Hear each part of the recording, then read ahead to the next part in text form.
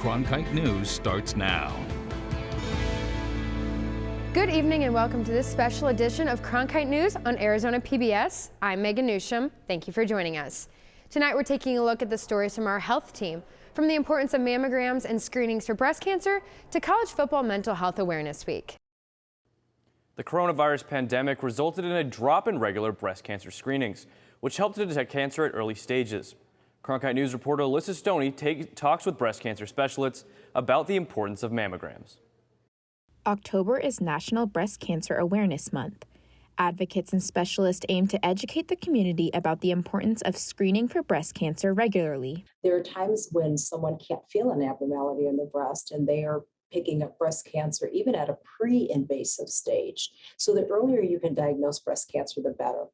A study from the Epic Health Network showed that there was about 285,000 missed preventive screenings for breast cancer during the pandemic in 2020. Dr. Chalasani says regular screenings help detect the cancer early before it spreads to other areas. The mortality of breast cancer has decreased. And the reason it has decreased is because we are diagnosing it in early stage. So the earlier the stage, the better the outcome. According to the American Cancer Society Network, people of color are more likely to be diagnosed with breast cancer at a later stage due to lower screening rates. This truck right behind me is offering mobile mammograms for women across the valley in partnership with Arizona Complete Health and the Coalition of Blacks Against Breast Cancer. The Coalition of Blacks Against Breast Cancer is a support group for women of color. As you're going through that devastating diagnosis, it's really nice to have an individual group that you can go to that's safe, where you can ask questions. They also host events across the valley, like the mobile mammogram unit, to give women a safe and affordable place to get their screenings. It just gives the community an opportunity to make sure that their health is being taken care of and a place for them to fellowship with other people that look like them in an environment that's safe. In Phoenix, Alyssa Stoney, Cronkite News. If you have had a COVID-19 vaccine, the Mayo Clinic advises to continue mammogram screenings as normal. Just inform your doctor about your vaccine date, as this may affect the results of a screening. Welcome to Case by Case. I'm Camila Williams. A few weeks ago, we talked about the difference between emergency and full FDA approval of the vaccines. This week, I thought I'd give you some more information about the main genetic material of the shots and how the vaccine works once it enters your body. So today, we're answering the question, how does the vaccine work? I talked with Dr. Erin O'Connor, a medical toxicologist at Banner University Medical Center and Phoenix Children's Hospital. And she's going to tell you about the components of the vaccine. If you're looking at the messenger RNA vaccines, so that's the Pfizer, BioNTech, and the Moderna products, basically the active ingredient is that little snippet of messenger RNA that codes for a portion of that SARS-CoV-2 spike protein, that if we get that into our cells can make that little sequence of that spike protein, and then our immune system can respond to it. So that's the nuts and bolts of the vaccine. That's what the active ingredient is. But in order to get that into our cells, we have to have vehicles and we have to have other products to make it absorbed and taken up by the cells. And that's where the inactive ingredients come from. That was a lot of information, but let me break it down for you. The messenger RNA teaches the cells in your body how to make a protein that would trigger an immune response to protect you from getting the virus. Now, the vaccine doesn't contain the virus or any portion of the virus, and it won't change your DNA in any way, shape, or form. What the messenger RNA will do is teach the cells in your body to make a copy of the spike protein that characterizes the COVID virus. Your body will recognize that protein as foreign and trigger an immune response. In the future, if you are exposed to the SARS-CoV-2 virus, your body will fight off the real virus and markedly reduce the chances of hospitalization or death from COVID. When I got the vaccine, I had a mild fever, headache, and chills. And according to the CDC, that means the vaccine is working and those symptoms are normal. Go to vaccines.gov for more information about the vaccine providers near you. In the Broadcast Center, Camila Williams, Cronkite News. One Arizona high school district is giving back to their students and faculty when it comes to getting vaccinated. Cronkite News reporter Carolina Hassett tells us how the district is using a campaign to raise their vaccination rates. According to the AZ Department of Health Services, just over 58% of the population is fully vaccinated across Arizona. That's not enough for herd immunity. So the Phoenix Union High School District is fighting the pandemic on a number of levels, with the goal towards protecting not only their own students, but the community. Phoenix Union's Vax to the Max program is offering money to students and faculty for getting vaccinated. Students can earn up to $100 in gift cards, and staff can earn a one-time $200 payout. When we began Vax to the Max, we had 10% of our people had disclosed that they were vaccinated. And we are almost at 75% right now across our district. Since this interview, the rate has risen to 78%, helped in part by efforts from district employees to keep the flow of families getting vaccines consistent. Originally, we had quite a few in 900, 600, 700 that we would get through on a Saturday. But Vax to the Max isn't just on Saturdays. We're actually doing it through the week. So with those numbers, we're averaging anywhere from 500 to 600 a week. At first, there were so many people coming and getting vaccinated. Now we're a little bit slower and hoping to get more people to come, especially since their booster shot is out now too. The district has a goal of reaching an 85% vaccination mark in order to achieve herd immunity, which they hope will benefit their students in the future. This is actually getting to a point where we can keep our schools open and educate our students. And the best way to educate them is in schools. The hope is high level of vaccinations means fewer mitigation measures, which ultimately means less time fighting COVID and more time educating students. 84% of child care centers in Arizona are experiencing staffing shortages, and nearly half of those are serving fewer children. That's according to a recent survey from the National Association for the Education of Young Children. But as Cronkite News' Rob Winder reports, a new grant is available to help those watching your little ones get the workers they need. For preschool teacher Dennis Peoples, educating our youngest minds is truly a collaborative process. I have an idea of where I want a lesson to go, a direction, but then my students come and take it in a whole nother direction, and it never ceases to amaze me. Peoples says his classroom assistants are also a significant part of that process. They put their fingerprints on our classroom as much as our students. Peoples has been fortunate enough to have stability with his classroom assistants during the pandemic, but some of his colleagues haven't been so lucky. I know of coworkers and peers that, they've had 2 or 3 different assistants during an academic year. In a recent survey of Arizonans working in early childhood education, 45% said recruiting and retaining qualified educators has become more difficult since the beginning of the pandemic. And nearly 80% of respondents to the survey identified low wages as the #1 challenge to recruitment. As prospective employees were either content to rely on pandemic unemployment or have found that they can make more money working just about any place else. To help child care centers address the problem, the Arizona Department of Economic Security is now offering grants of up to $10,000 per month from now until mid-2023. The money comes from the American Rescue Plan. It's a steady financial source to be able to really go out there and recruit, offer retention bonuses. The department estimates there are nearly 3,000 licensed child care providers in Arizona. And at last count, almost 1,900 have already been approved for the program, which started issuing payments in August. That's totaling to just under $12 million of financial support that will go out to those providers each month. Preschools in the Madison Elementary School District are funded by parent tuition, not the public funding K-8 schools receive. And since enrollment hasn't quite returned to pre-pandemic levels, the grant money will help make up the tuition shortfall so the preschools can maintain their current staff. It's really in everybody's benefit to keep that staff consistent as long as possible. And it's also to everyone's benefit for preschools to have staff who have the passion for their jobs that Mr. Peoples and his assistants have. I think for me personally, this is a labor of love. From Mr. Peoples' classroom, Rob Winder, Cronkite News. Money from the grant can also be used to cover other costs besides salaries and bonuses. And for those providers who have yet to apply, it's not too late. The application will be open for the duration of the program, which will run through June 2023. For more information, it's available at des.az.gov. A healthy lifestyle for children means more than just a healthy diet, according to a national study. Cronkite News reporter Alyssa Stoney talks with the lead researcher about how this could affect a child's health throughout their lifetime.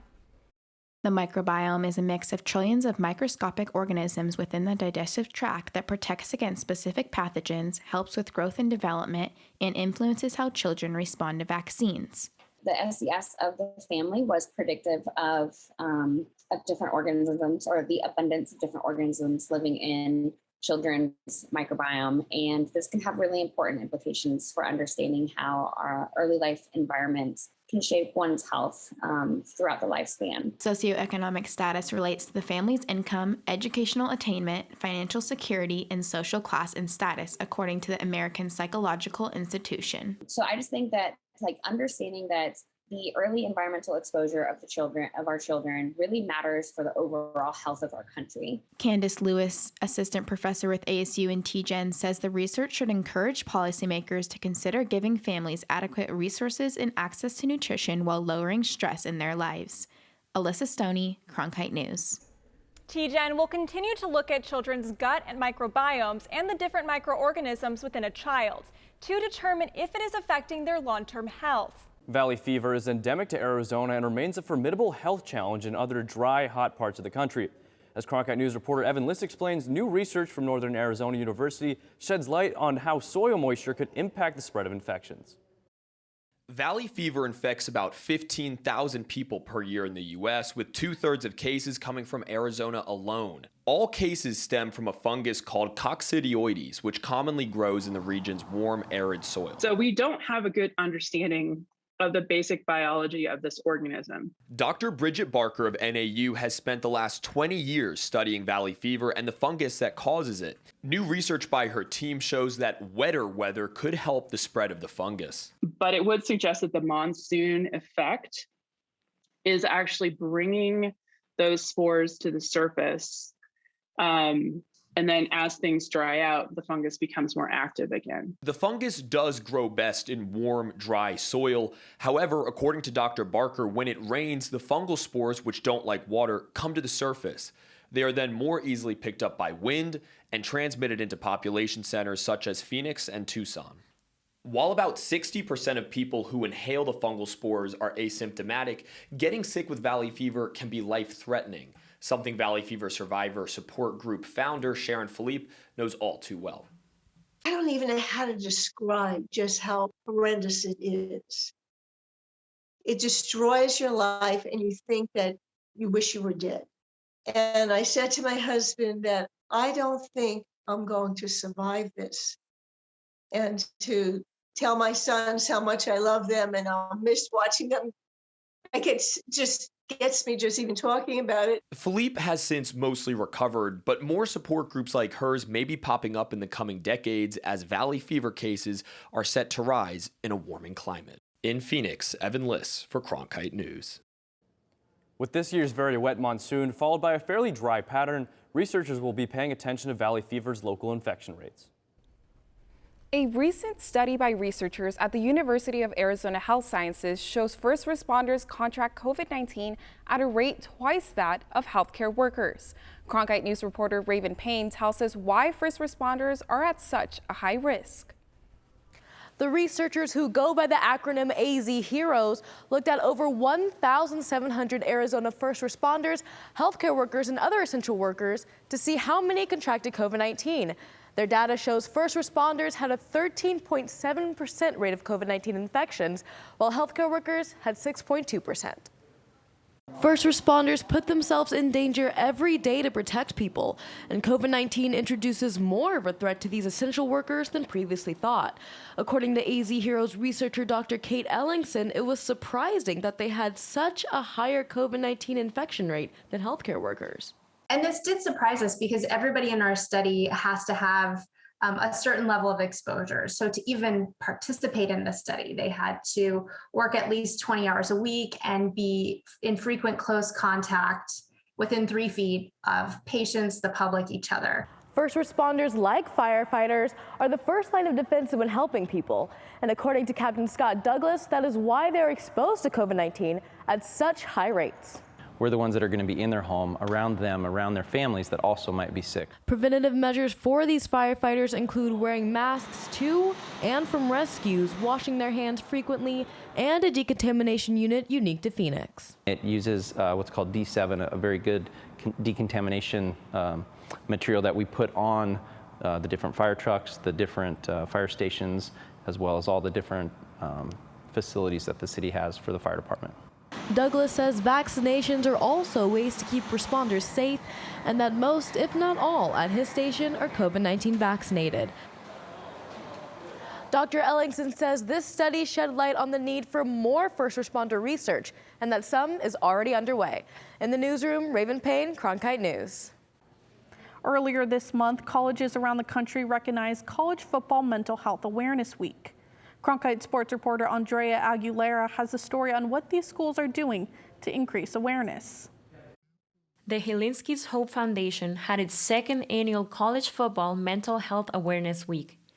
This time, more than 60 universities and colleges around the country joined the cause. The nonprofit organization was founded in 2018 to honor former Washington State quarterback Tyler Helinski, who took his own life.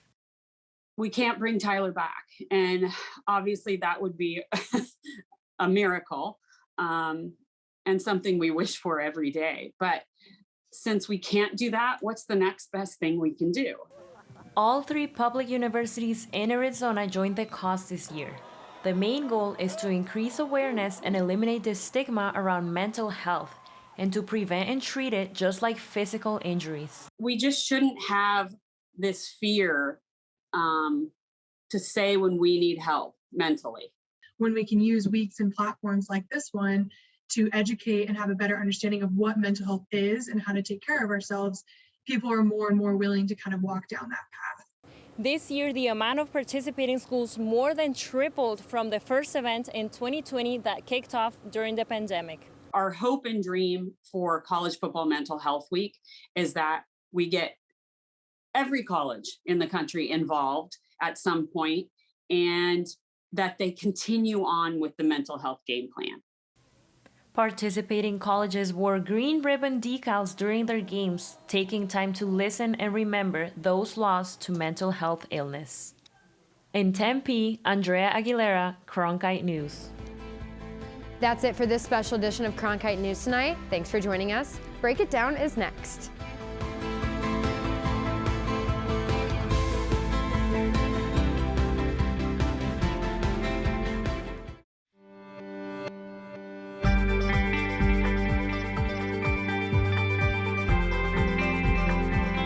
Break It Down is brought to you in part by Mayo Clinic and viewers like you.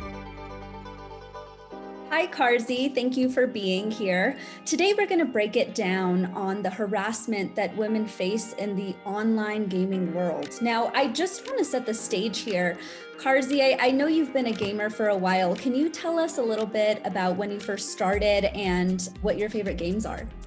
So I've been gaming since, I was 4 or 5 years old, but what I actually do now as a content creator and streaming online, I've been doing that for about 3.5 years. And I got started on a very little known platform that was called Beam, and it was eventually picked up by Microsoft, renamed, and now I'm actually on a different platform called Twitch. And basically what I do there is I interact with people from all over the world. We play games together, we chat, we do various different things. I do music, karaoke. I'm going to be starting live music soon. And it's just a really great way to be able to meet people and interact and create a safe space for people to basically hang out in.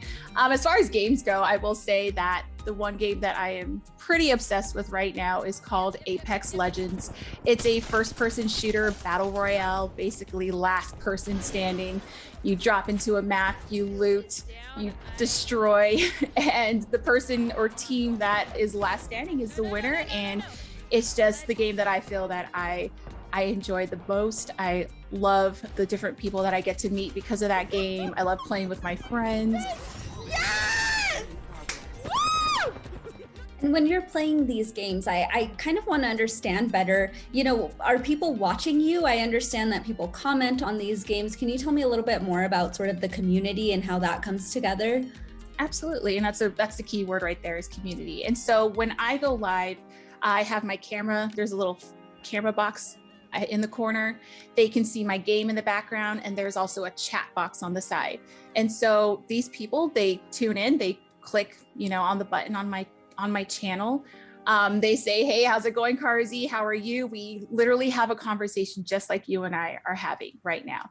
Everything from telling me about their day, their work, their family, different things that they're going through.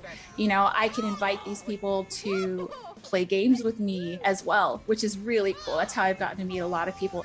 And some people who aren't playing, they're literally just sitting there watching me play. And we're chatting and we're listening to music and they're cheering me on or telling me how awful I was. So. And when they're telling you, I kind of want to hone in on that. When they're giving you feedback, when you're having conversations, I've heard that a lot of the conversations are positive, but some of them necessarily aren't that way. Can you tell me a little bit about, the harassment that you've received and what does that look like? Yeah, absolutely. That is a big issue in the gaming industry. Sexual harassment or harassment in general is something that touches everything. So when I'm streaming and I'm playing a game, we'll get random people that hop in, and their comments, their things that they write in chat are not necessarily positive. A lot of them are really gross, derogatory remarks. A lot of men, and they are mostly men, I will say that do interact in a negative way, are very aggressive towards women in the gaming space. According to Newzoo, in a recent thing that they published, women make up 46% of gaming enthusiasts around the world. And so we have to hold space with these people. How do you respond to the cyberbullying? Well, there's so many different things. I mean, me personally, unfortunately, it happens so often that it's almost just like, okay, brush it off. There have been, instances where there have been death threats and threats of rape, really serious things that are terrifying. There was an instance in my stream where somebody came in and actually made a death threat, and it was terrifying. And I have a group of moderators. They're kind of like my staff, my friends, and they moderate the chat. If people come in and use discussing words or racial slurs or anything like that, they try to delete it right away, remove it as content, and basically are there to protect me and allow me to do what I do, which is interact and play. But you can't help but when you turn off the camera, you take that with you. You do. And I think for me, it has definitely changed the way I interact online. I'm much more careful with who I open my community up to. What is being done to stop this harassment? Unfortunately, there's not enough that is being done. I'll give you an example of something that happened last summer. I'm sure you're familiar with the #MeToo movement, which has been a very powerful movement and empowered women and victims to come forward and to share their stories of harassment. And there was like a wave that hit the gaming industry last summer. And there were hundreds of women that came forward and told their stories of sexual harassment, who named their accusers, who named the companies that they worked for. Many of these men were in very powerful positions, influential positions that use that influence to coerce and to ask for photos and sent theirs out, that stalked and harassed, many of these women. And these stories were being heard. I will say this, it was great to see that many of those companies stood by the victims. One of them was me. I had a story to share. I had, 2 instances that specifically happened to me while I was at a gaming convention. And I felt empowered because so many spoke up too, because honestly, I thought I'm just going to carry this instance, this experience, this assault, with me, because what can I gain? Who's going to believe me? There are companies out there that basically stood by us, and there are many people that lost their job. There's people who were forced resignation. There were some that were arrested, those who decided to file actual charges with the police. There were investigations that were being done. Now, this wave hit, and then it just quickly disappeared. And that's the issue. It comes and goes in waves. And And that's it. It's almost like these companies just want it to, be swept under the rug. Let's hush this whole thing. Let's move on to the next thing. So not enough. To answer your question, not enough is being done. We really need these companies to make a stand and to continue standing with us. We need these victims to be believed.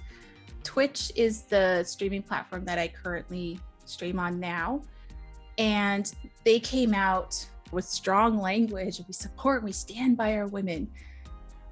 But there was only a few of the attackers that were removed from the site. There were a few of the men who lost sponsorships, who lost their jobs, but what about the many more that were out there? What's happening? What's currently happening for them? There are still women victims out there that have to share space on the same platform as their attackers. This isn't right. So for me, it's just continuing to bring this up, continuing to not let this whole issue die. Arzi, thank you so much for your bravery and for shining a light on the harassment that women face in the online gaming world. Yeah, absolutely. It was my pleasure to speak with you today about it. Thank you for having me.